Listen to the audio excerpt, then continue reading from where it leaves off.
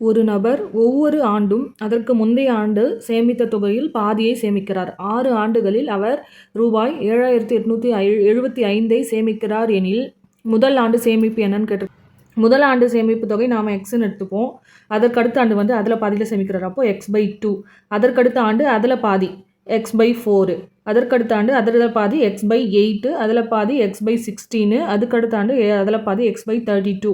இந்த மாதிரி 6 ஆண்டுகள் சேமிக்கிறாரா? இந்த 6 ஆண்டுகள் அவர் சேமித்த மொத்த தொகை வந்து 7,875.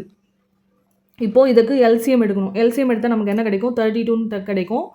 அப்போது 32x + 16x + 8x + 4x + 2x + 1x/32 = 7875. இது மொத்தம் ஆட் பண்ணால் நமக்கு 33x கிடைக்கும். இந்த 32 ஈக்குவல்ட்டுக்கு இந்த பக்கம் போனால் மல்டிப்ளை ஆகிடுமா?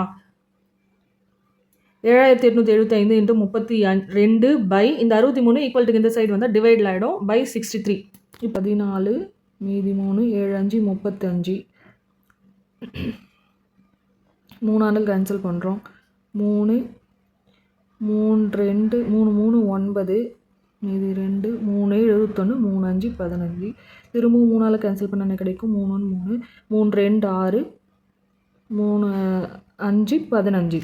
அப்போ 125 × 32. இது ரெண்டையும் மல்டிப்ளை பண்ணால் நமக்கு 4000 கிடைக்கும். இந்த எக்ஸ்ன்றது வந்து அவர் முதல் ஆண்டு சேமித்த தொகை. முதல் ஆண்டு சேமித்த தொகை வந்து 4000 ரூபாய். இந்த சம்முக்கான ஆன்சர் வந்து ஆப்ஷன் பி.